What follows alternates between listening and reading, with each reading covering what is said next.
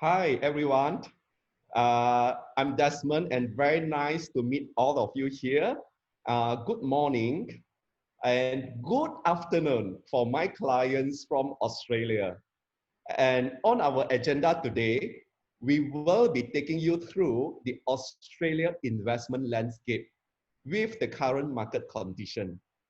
We have with us an investment expert of more than 24 years, Scott Kelly. Scott is the current managing director and CEO of RAM Group Australia, a wealth and asset management firm. And they are very well established in Australia, particularly handling clients, high net worth clients who are undergoing the 188C, 188B, or the individual or other high net worth individual and families. On the second stage of this presentation, I will be taking you guys over to the business and investment migration pathway. Just a gentle reminder before we start this webinar, I would suggest you to mute your audio. And if you have any questions, please state that in the chat box. And we will have a Q&A session at the end of the event. Just a little bit introduction about myself. I'm a licensed migration advisor over the last 16 years and specialize in business and investment migration matter. One of the biggest achievement and the milestone is to be awarded as one of the top 50 global migration agency CEO last year, recognizing the good practices among the migration leader. And that was awarded through the U Global in Los Angeles. Prior to that, I was trained as a chartered certified accountant with the Pricewaterhouse for 8 years. And this company, Global Migration Solution, was started in 2004. And one of the very important principles that we have from day one is to advocate the right migration practices for our clients, our business partners, ourselves, and our brand. Just a little bit of sharing on the awards and the recognitions we have achieved over the years. We always carry ourselves as one of the premier migration advisory firm. And beside the awards, we have helped more than 12,000 families successfully over the last 16 years. And one of the reasons why we are able to achieve such a high successful records is because of a stringent checks before we take on a clients.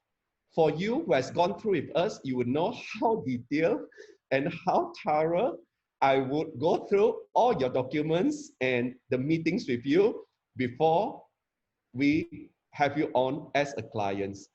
Today, we have our offices in Malaysia, Singapore. We have a support office in Australia, as well as Vietnam. We specialize in Australia and New Zealand. And over the years, we have also extended our services to cover Portugal, United States, and Malaysia. And thank you for the introduction. And here, I would like to hand it over to Scott. Please welcome our special guest, Scott Kelly. Over to you, Scott. Thank you very much, Desmond. I'll just share my screen with you. So good morning, everybody. From what I have to say, hopefully, Desmond, you can see my screen now. Has that worked okay? Your screen is coming up, Scott.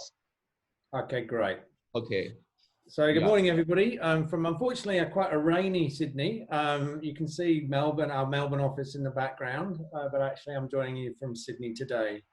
Thank you very much for the opportunity, Desmond. I was just sort of saying before how I think that our businesses being focused on global citizens lend themselves to such webinars, and maybe this environment has given us a prod to do more of this. I think it's an excellent idea, so thank you for the initiative.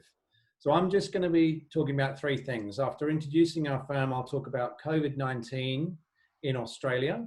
I'll talk about the economic and market impacts quickly.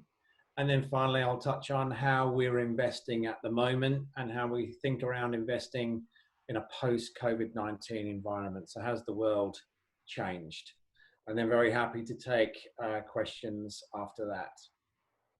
So just flicking through, our business is, Desmond very kindly sort of introduced us. So we're a global asset management business which focuses on helping wealthy Asian families invest in developed markets, principally of Australia, but also in the UK, where I hail from originally. I would say that a firm is only really as good as its people within it, and I think we have some excellent people. So Prissy Sue is based there in KL. We have 54 people in the organisation now. We have over $1 billion under management, and I would say that our firm is characterised by a deep bench of experience. So, for example, I was a managing director at UBS Wealth Management before I joined RAM. The founder, also called Scott, he was a managing director at UBS Wealth Management. So you have deep experience in managing wealthy families' money all around the world for decades. So that's really our firm. One of the ways in which we help clients is investing under migration programs, such as a significant investor visa program, the 188C program. And our approach is really to try and understand where the clients are coming from and build something that is genuinely tailor-made and bespoke for them.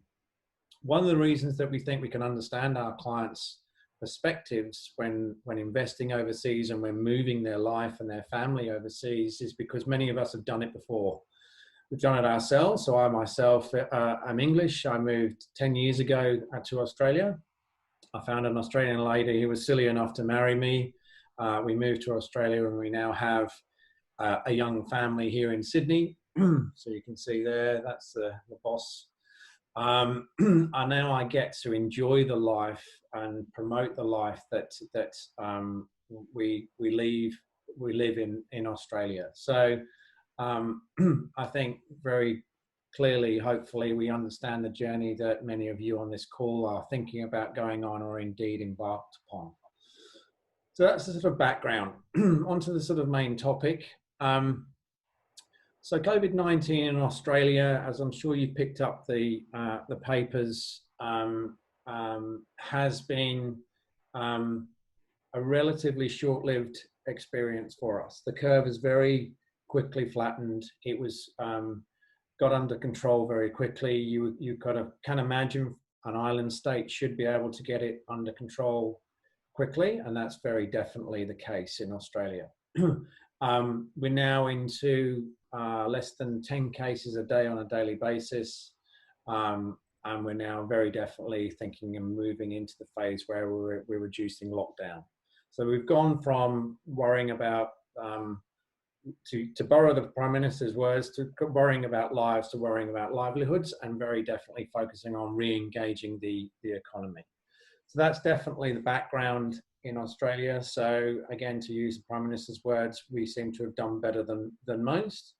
And I guess if you're thinking about migration and where to live and where your kids want to be brought up, I guess it's confirmed that, you know, all the things you thought about Australia, that in that the government has reacted well, the rule of law, it's been very ordered, it's been very structured, and it's been a generally, relatively speaking, a good experience, notwithstanding, of course, it's not a very pleasant experience for all of us.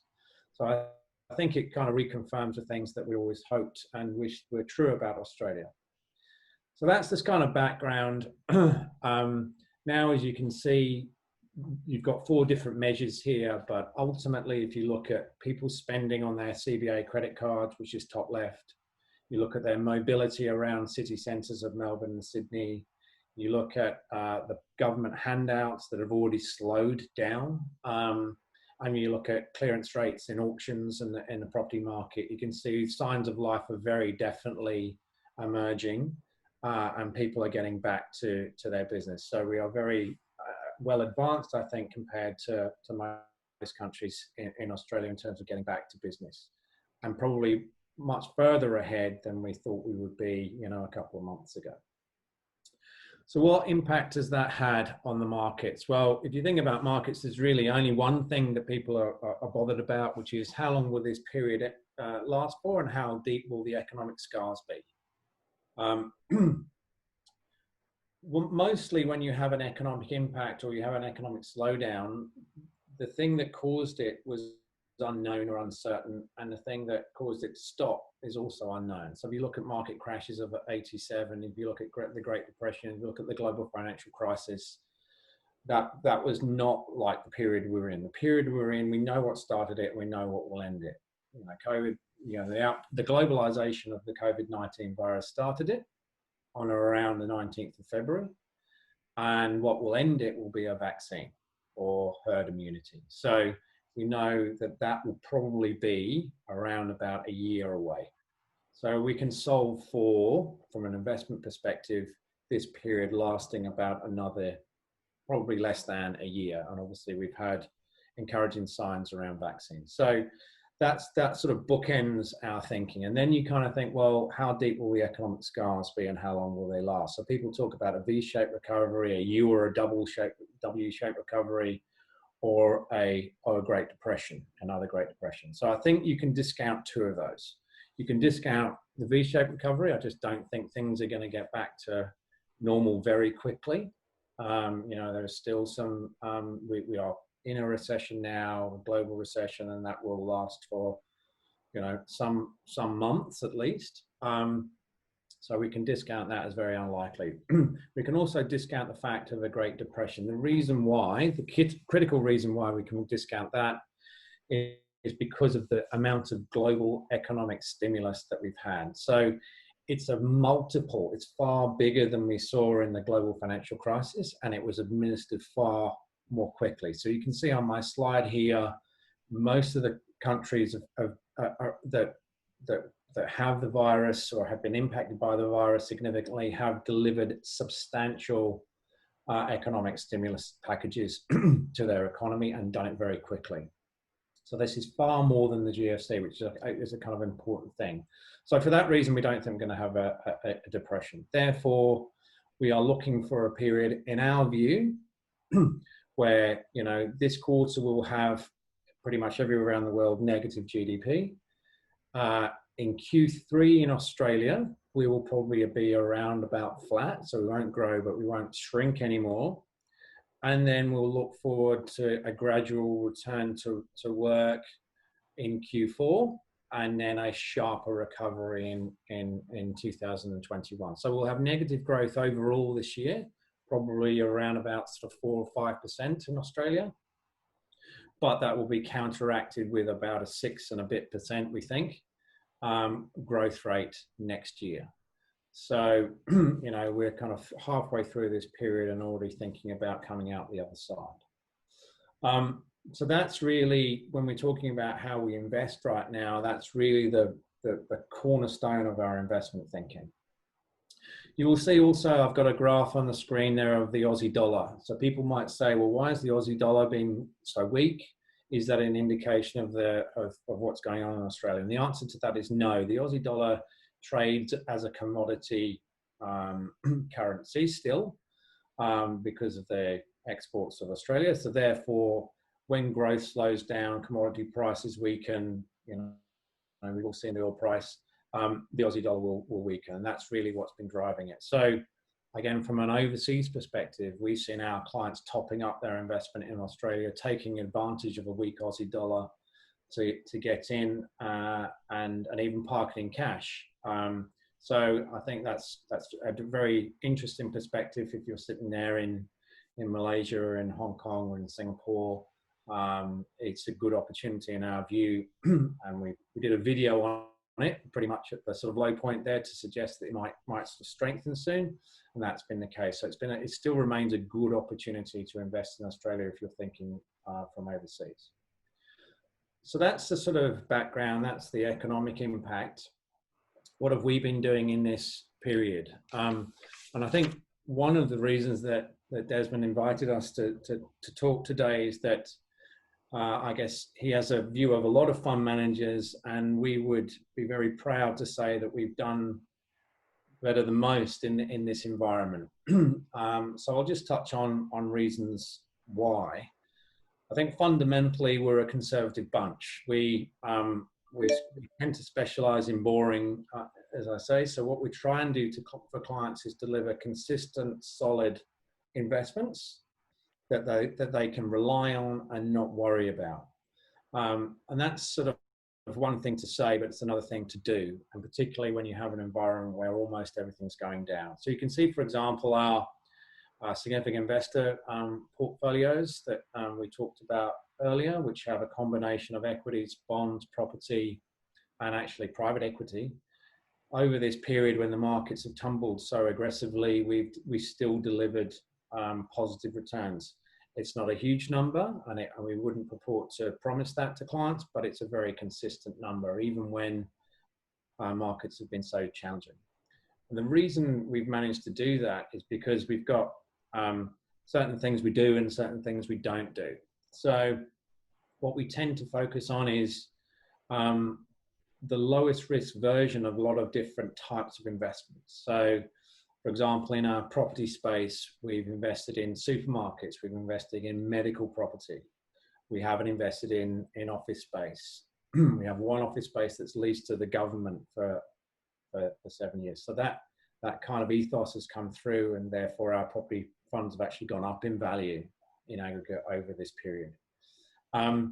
We also have a broad range of investments that allow people, even under the migration programs such as SIV, to choose the risk and return that they feel comfortable with. And a lot of clients, want to park their money in Australia and not worry about it, so they choose the most conservative version of those. So we allow people to choose that level of risk and return. Within the equity space, we don't go for broke, we invest in very defensively. And even in the venture capital space, we also do the same. So those are the kind of key tenets, and those have really come home to roost during this period. What we don't do is, I'm always, when I go to KL, we always talk about projects, and I'm always conscious that there's lots of property developers who visit town and talk about their projects. We don't do property development within our SIV funds. We play it safe. We don't think that right now is the right time to do property development in this stage of the cycle. We're not exposed to hotels. We're not exposed to pubs within the property business. And we don't have growth equities in our portfolio. So that's really sort of come home to roost now in this environment. And we're very proud to say that that's what we've delivered.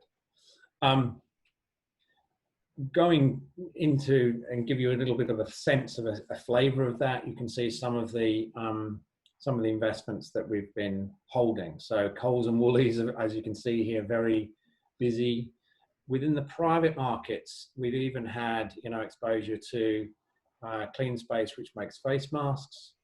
We had this very interesting business called Elenium, which made check-in kiosks for airports. You might think that's a disaster right now. But what they've done is they've pivoted, and they now make these kiosks. So when you check into an office tower, say, and you show your ID, this will take your temperature and your pulse to check out whether you may or may not have the virus. So some very interesting businesses, and it's often with clients who need to invest for their visa into private equity, venture capital, are worried about it. But even in that space, you can see that we've been able to deliver some really interesting investments to clients that have done really well in this period. So going forward, how do we think that the COVID period will affect the investments that we manage? I think we've got 3 bars on this chart. It's quite a busy chart, so let me just step you through it. So you have the historic returns of cash, bonds, equities, commercial property, residential property, and then an average of them all. So the blue bar is just the market historic return. It's not a RAM return, it's just the historic return. Then you've got the sort of red bar, which is our view of how those returns will probably look in the longer term. So for example, you used to get, on average, if you look back at the last 20 years, or a bit less than that, you'll get a bit less than 4% on a term deposit. We think that level of interest rate will be lower in the future, and that's why we think you'll get about 1.5 in the future. So that's what the red bars are. And then we've adjusted that thinking to say, well, actually, now, for example, if you take interest rates are now at 0.25%, and there will be quantitative easing in Australia. So the government will be buying bonds to keep 3-year interest rates at about the same level, about 0.25%. So we know, for example, that cash, term deposits and bonds will deliver very low returns for the next 2 to 3 years, because that's what the stated government aim will be. So what we've done is we said, okay, in this post-COVID period for the next 2 or 3 years, this impact is going to be seen across lots of different investment markets in different ways, in interest rates and in earnings expectation, in different types of property and so on. So that's what the grey bar is, to say, okay, well, this is what we anticipate. Now, that's really important, because if you take an average high net worth Australian investor, a domestic investor, they still have a lot of term deposits and cash. They have a lot of residential property, they have commercial property, and they have Australian equities and some global equities. That's typically what the portfolio holds. And actually our clients, when they're investing from overseas, have a similar spread of investments. But what we're saying is that those investments are unlikely over the next few years to deliver the kind of returns you've enjoyed historically. So you'll have to invest differently if you want to enjoy those types of returns. For example, there's more than $10 trillion in term deposits in Australia. Those will be giving you a negative return after inflation. So you need to think about doing something else with those term deposits. That's why we then sit down with clients and say, well, we can put together a fixed income portfolio that will give you 2, 3, 4, 5%, depending on your risk. So it's a little bit more risky than cash, but it's a multiple of return you can get now. So if you're thinking about investing in Australia, I would really think about which asset class that you go into and combining those asset classes in a way that makes sense, but makes sense for a world that we're moving into, not a world that we've moved past now. So that's really shaping our thinking and shaping the way that we put portfolios together for clients. The final thing I'll just touch on is how we're sort of helping clients. If that's the way we think about the world, and that's the way we think about investment markets in Australia and globally,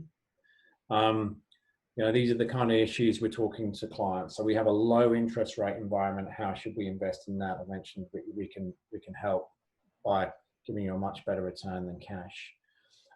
We can invest under migration programs, and for example, I know there are some 188B holders on this call. The government now wants you to make additional investment and demonstrate you've made additional investment for the benefit of the relevant state. So we can help. We're helping with that. And some of those private equity investments are ideal for that, because, for example, Carbon Revolution, which is this one here, is a co-investment with the Victorian government.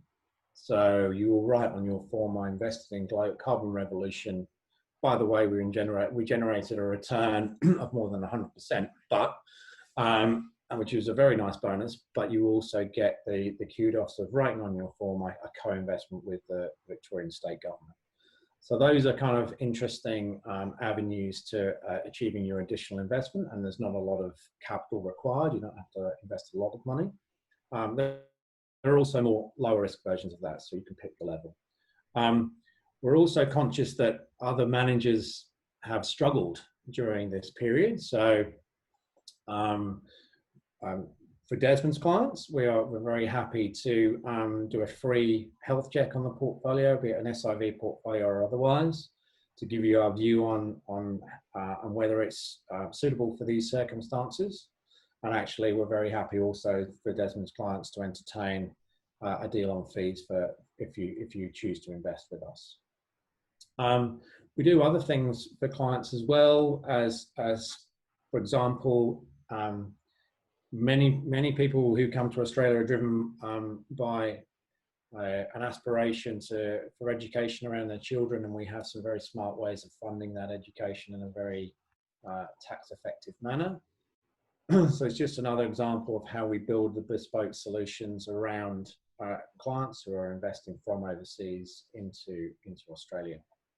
The final piece I would just mention is that if you take the SIV period, for example, it's a 4-year term. We don't want clients for 4 years, we want clients for 24 years. That's why we would help you initially to invest your money to make sure there's no problems with the visa. But then when you move out of that 4-year period and you set up life in Australia, you'll have a whole bunch of different considerations around tax, around structuring. You'll no longer be solving for the investment of your visa. You'll be solving for, you know, the investment around your circumstances and your life. So we help clients restructure their portfolios. We help them have a much more sophisticated portfolio, and then we protect it. So we use things like family trust, superannuation, and so on to put those in the appropriate vehicles for clients. Number one, to save them a lot of tax, but number two, to protect their assets from creditors and set up their family in Australia properly. And that is very important because, you know, unfortunately, we live in an environment where unless you're careful, the tax man will take half of your returns, you know, a tax rate of 47%. So it's very important to put those structures in place. So that's just a kind of example of how we help clients. And I think, you know, if you're thinking about setting up life in Australia and investing your wealth for the benefit of your family over the longer term, those are key considerations that we can help you with. Jasmine, I think I've probably talked enough for now. I'm very happy to shut up for a bit and open to questions. Thank you, Scott. Well, thank you for sharing. And I think I have a few questions here. Perhaps we are trying to go through 2 rounds of the question and answer. And at this stage, I would like to ask on behalf of some of the clients, and I guess back to the fundamental, especially there's a lot of stress factor at this point of time. And many of us would like to know, as an investment expert, what is your advice in terms of how to set the right mindset as an investor? What is your suggestion?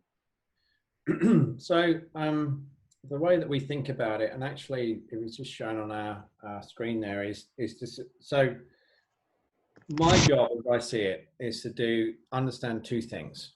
One is the markets, portfolios, investments, how they're likely to behave in different environments. The other is the client, their circumstances, what they're trying to achieve, what they're worried about, and to marry the 2 together. That's really my job, right? So the answer is, I would sit down and think about diversifying and combining different asset classes in a way that suits your requirements.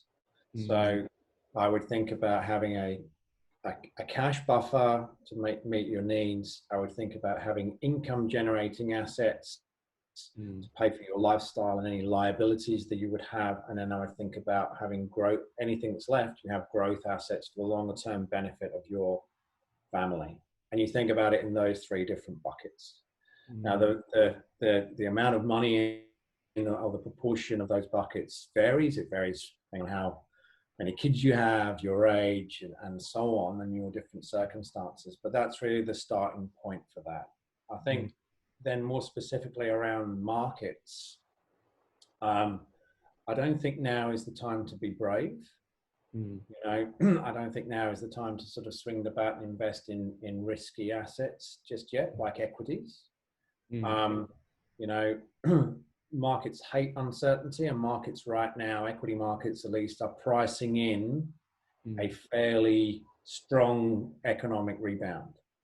So if I was sitting in cash thinking, should I be buying equity, should be buying the S&P 500, I would probably say that's a gamble, and I wouldn't do it with a big proportion of your wealth.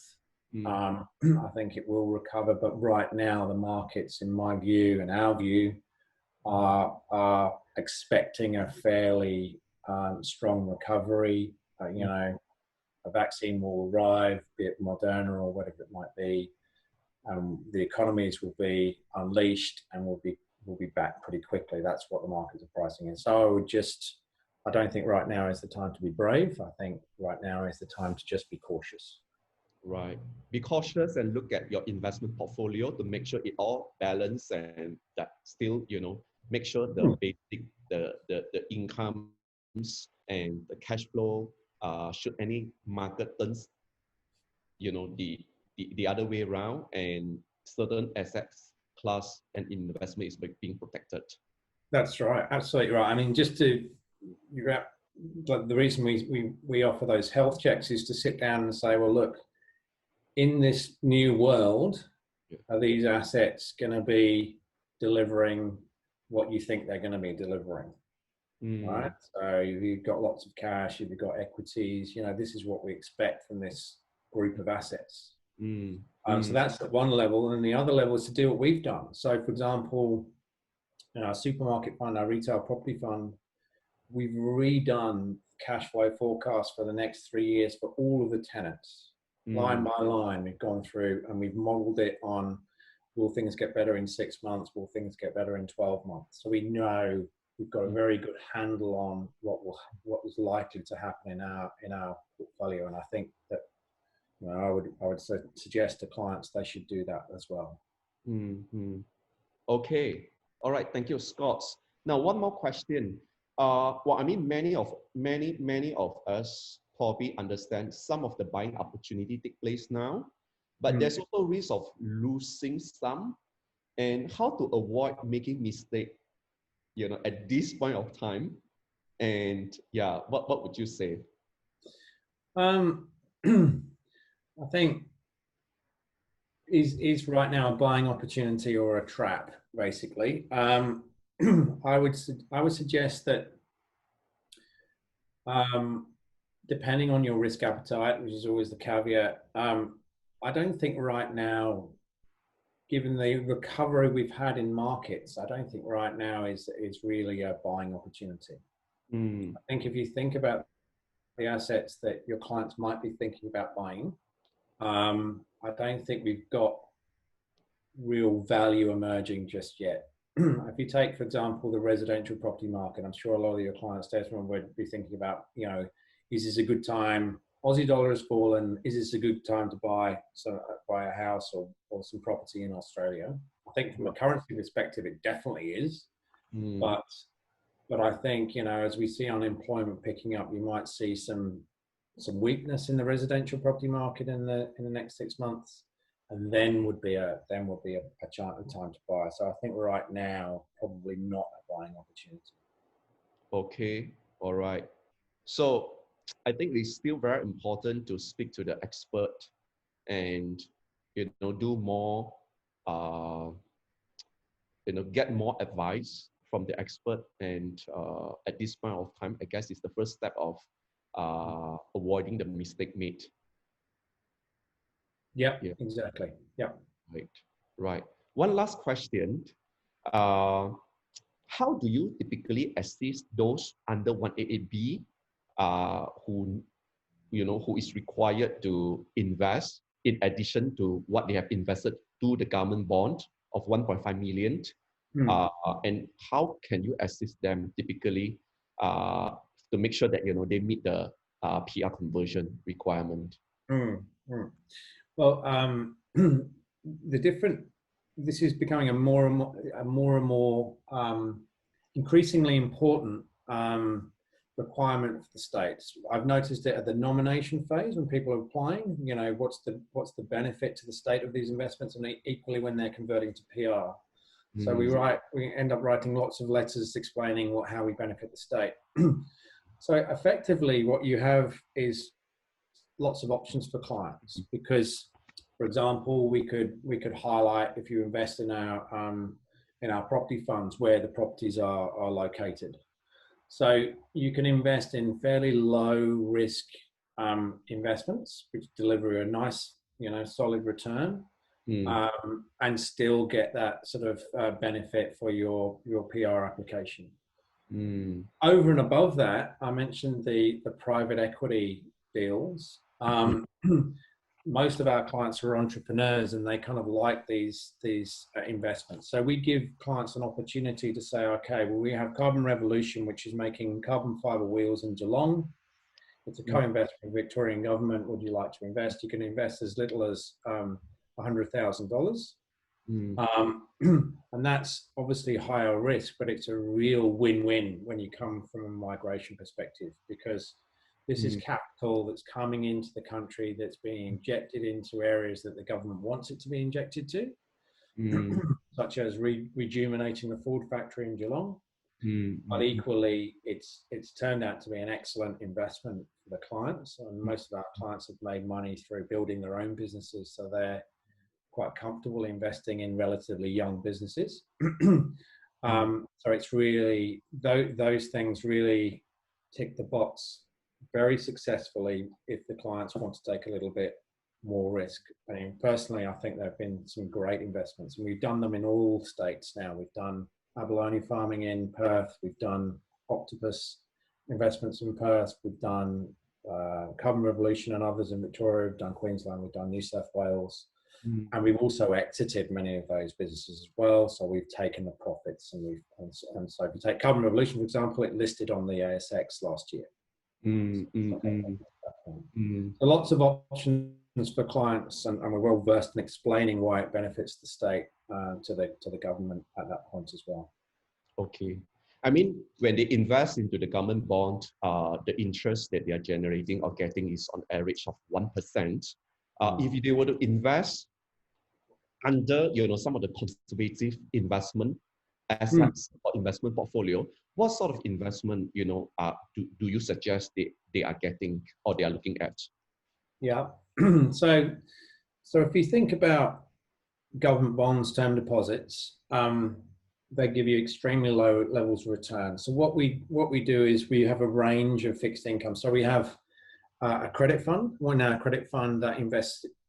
There's a lot of cash in the fund at the moment, but it has cash, it has bonds, and it has a lending portfolio, a mortgage portfolio of over 400 loans in it now. So we have a very diverse range of investments only in that fund. And we also have bank bonds that we actively manage and trade. So if you take the bank bond fund, that's probably right now, you could buy it and it will give you a yield of around about 4 or 5. And the credit fund that I described before will give you a fixed return of 5% for 1 year. And so both of those things compare extremely favorably to term deposits or to government bonds. We used to say there was a margin over cash returns, cash plus 2% or whatever it might be. Now it's cash times 3, cash times 4, because it's so much. So you're getting really, really rewarded for a little bit more risk than government bonds and cash. Okay. So that's what we would do for clients. All right. So this is an option, I guess, for those who doesn't want to take risks and want the money to be safe and protected. Yeah, exactly. And your point about I noticed we've got some questions about the Aussie dollar. A lot of clients want to put their money in Australia, but they don't necessarily want to invest in risky assets such as equities and don't think right now is the right time for property. So what they can do is park their money. And historically what they've done is they park their money in cash. And now we've offered them different opportunities. Say, okay, well, in a 12-month view, this is a really good investment relative to cash. Okay. But you're not taking a lot of risk. Right.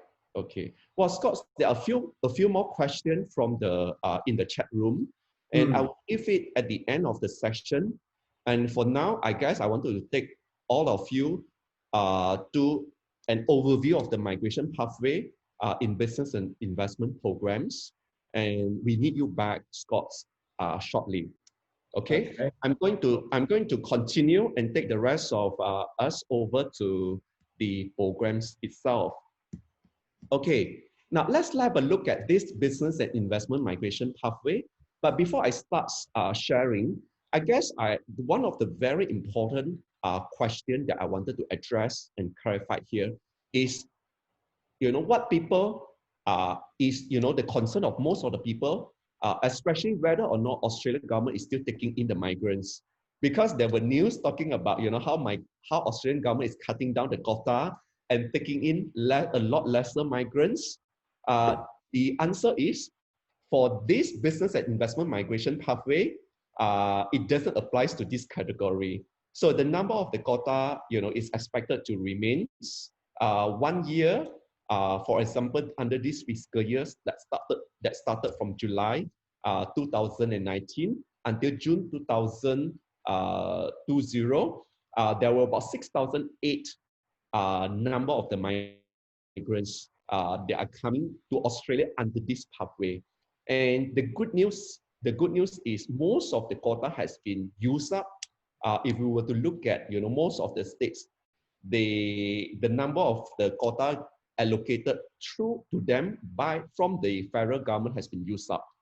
So now we are basically eagerly waiting for the new quota that is starting from July to file the client's application through. So we are getting ready of all these application on hand, and as soon as the respective states open up the application, and we are going to file the client's application through, right?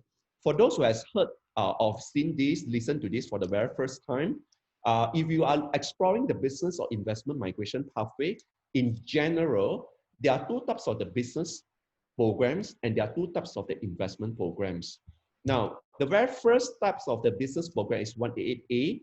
These programs typically is suitable for those who has already been running a business now. So you are required to have a existing business experience to apply for this visa. It doesn't work in a such that you are buying a business in Australia now without any existing business experience. And with buying a business in Australia that gives you this visa 188A, it doesn't work like that, because there are some prerequisite requirements for you to achieve in order for you to be able to file and get a grant of this 188A. So depending on where you are going to, the investment amount, in other words, the money that you're using towards setting up the business or to buy over an existing business, is ranging between 200,000 to 500,000. Okay, so then we have this 188B.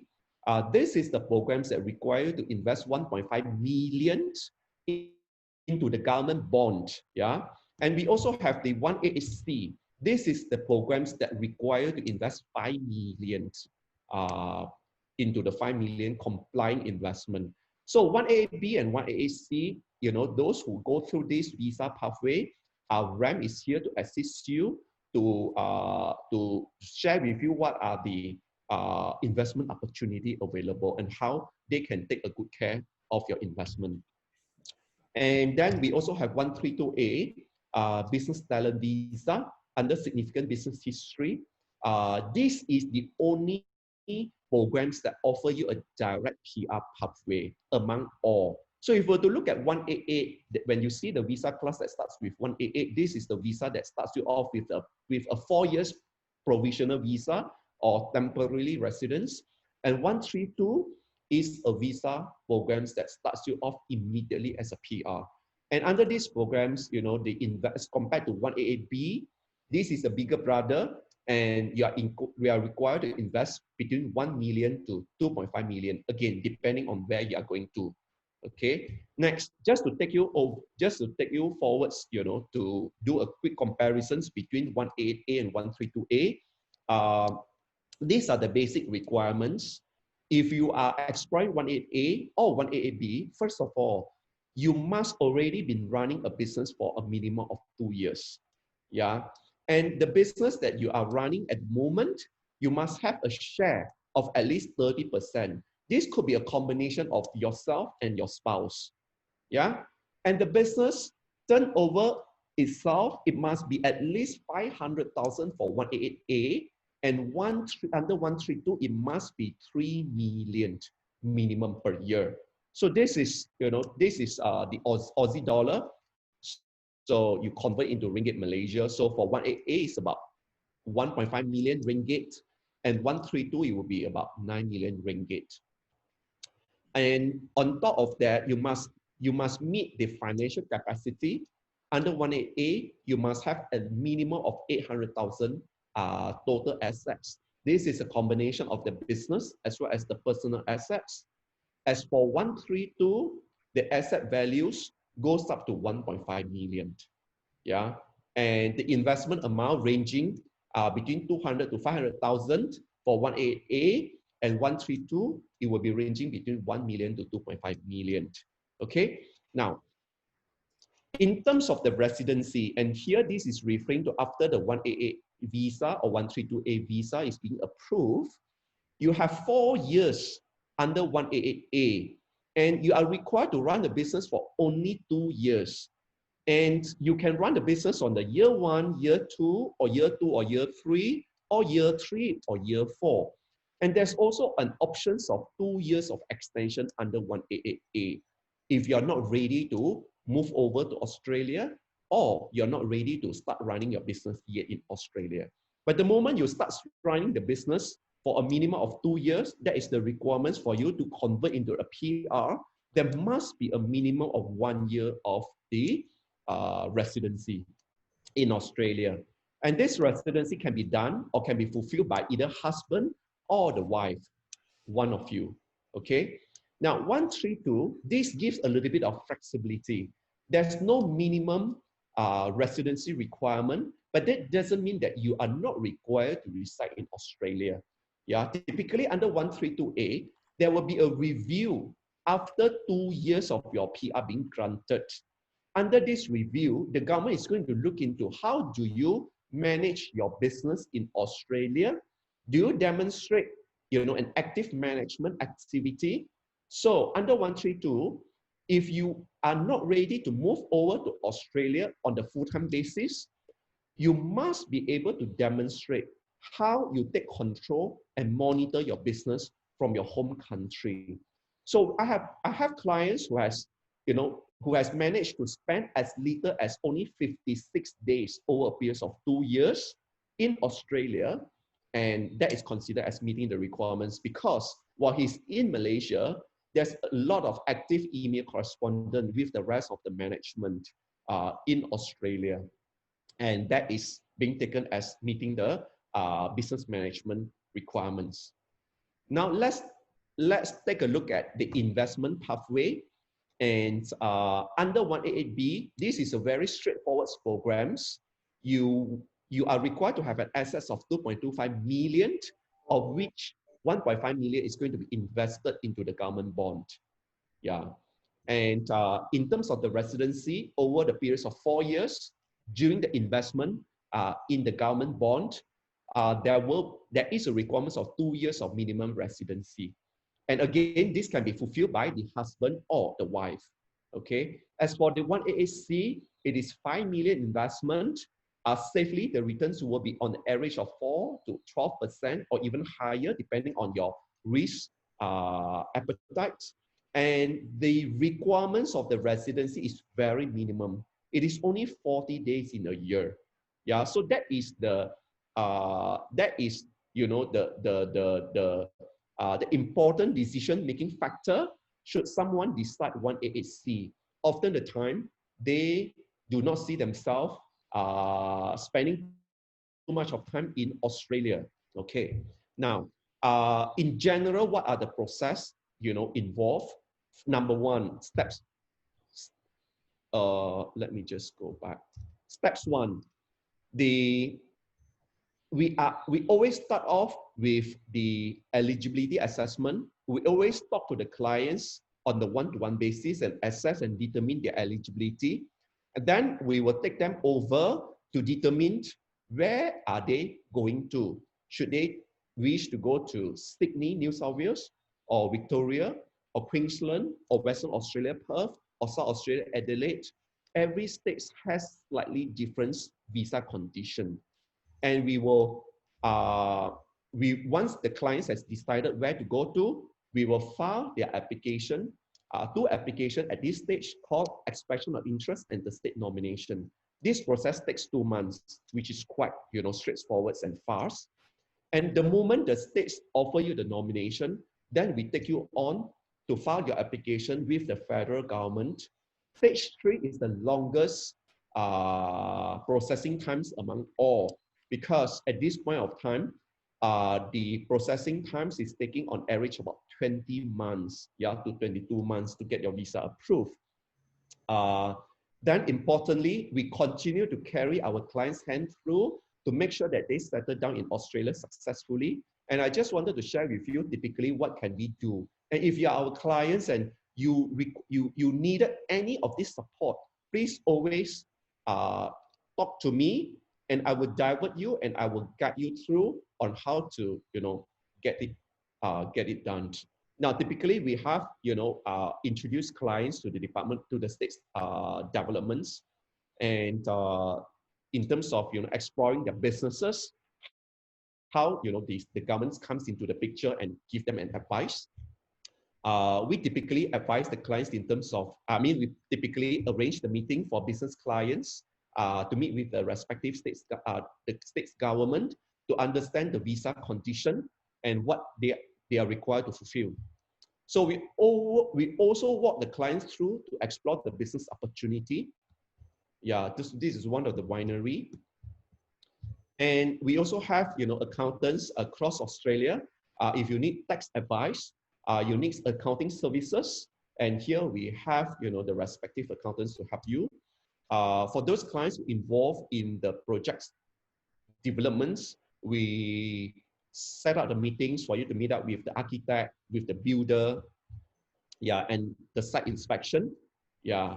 So our services, cover both visa application, likewise, the settlement support, right? And I think that is what I would like to share. And I would like to invite Scott back and to answer some of the questions. And let me see some of the questions in the chat box. Scott, are you able to? Yeah, thank you, Scott.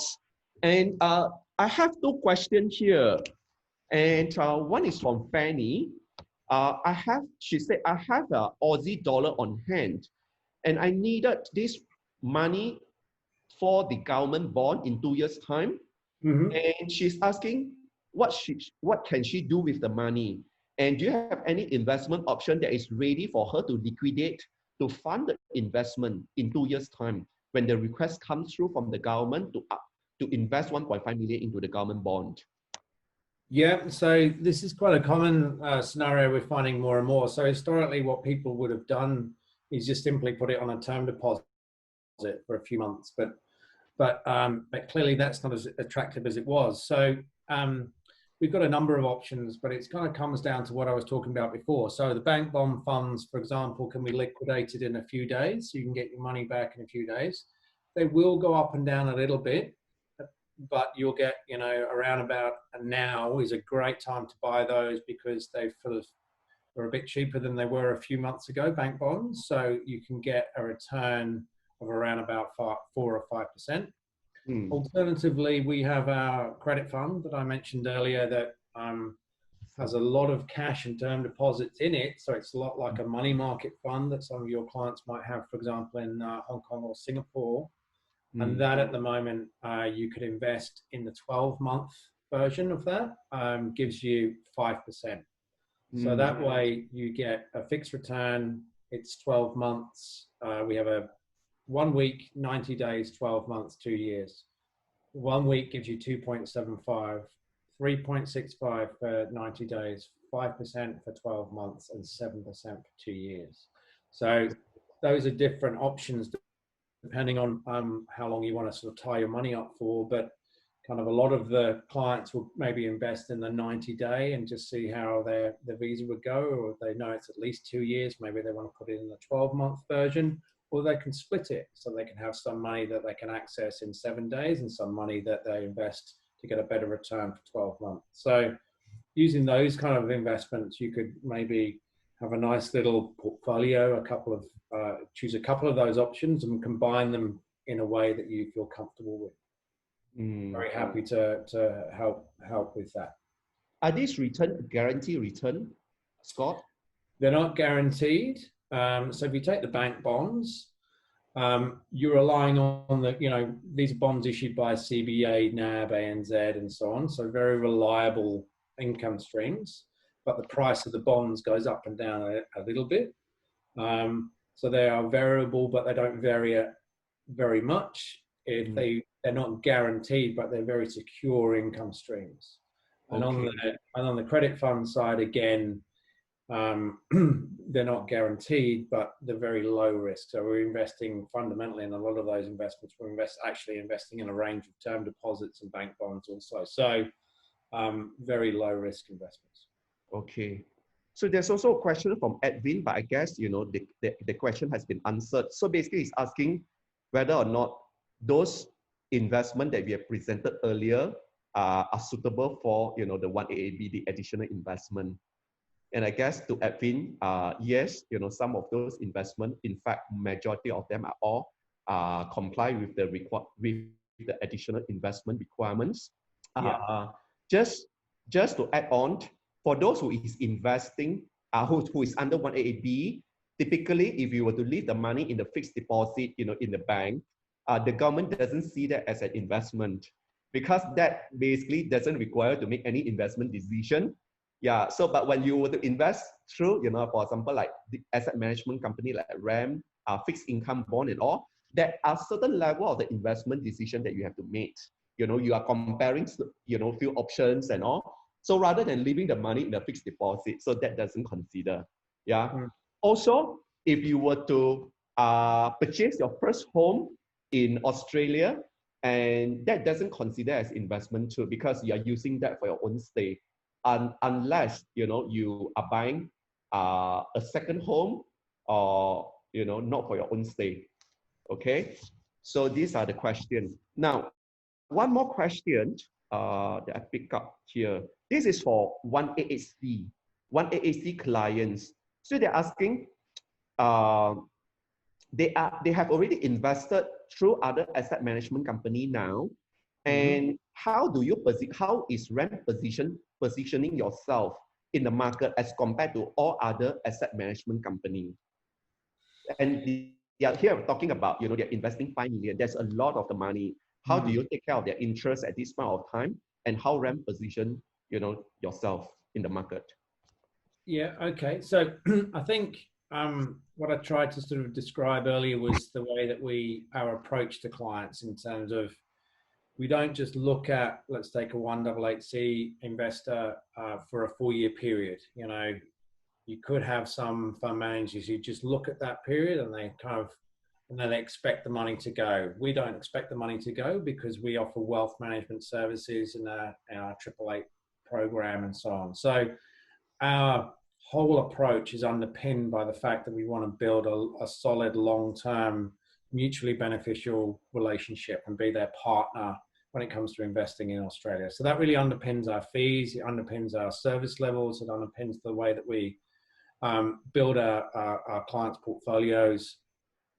The second thing is that, you know, you've heard me say many, many times, Desmond, we specialize in boring. I think what we try to do for clients is, we know that they've got a lot on their mind. We know that they've got a lot to worry about with moving their lives and their children over to Australia. What they don't want to do is be worried about their investments. They want to invest in something as solid as possible. And that's really what we've always tried to do. Now, at some points, you know, when equity markets are going, you know, up and things are delivering very strong returns, I know others have delivered strong returns, but equally, and we have maybe lagged behind.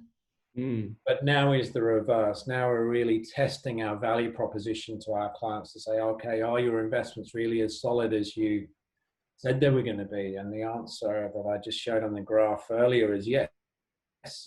Because, you know, whilst we might give up some of that upside, we're really focused on retaining clients' capital. Not losing money is what we're trying to do. We're trying to stick to the rules of the visa and not lose money. And that's what I think most clients want.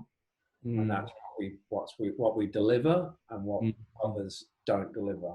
The final bit I would just say is that when you're looking at investing under a migration program, often you have limited choices because you're just solving for the visa. So you would choose from one of 4 different options, say, for SIV.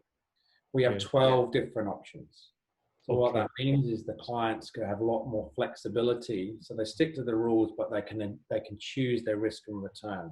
Most of them choose a lower level of risk, but they have that flexibility. So that would be the 3 different points of difference, I would say. Sure. Well, Scott, apparently there are a lot more questions, but time runs so quickly, and it's 1 hour now since we started. Mm. We might not be able to answer all the questions, but I guess I'm sure my team has taken down all the questions from the audience. And Mm. for those who wanted to speak to RAM or speak to Global Migration, take down the number here, 010-229-2114. You can either call this number or the WhatsApp this number, and just to indicate, who you wanted to speak to, and we will respond to you. And I, wanted to take this opportunity to thank all of you to join us today. And for those who is in Australia, in Hong Kong, in Malaysia, anywhere, I wish you and your family safe and well. Yeah. And the priority is, to stay healthy and to stay happy. Right. And again, thank you so much. And, I'm very happy to have all of you here. And just it's a new way of, catching up with clients nowadays. And thank you so much. And Scott, thank you for your time again. And stay well. All right, bye-bye. And until, the next session, we'll keep you in the loop on what are the topics that are coming up next in the future. All right. Thank you. Thanks again, Guy.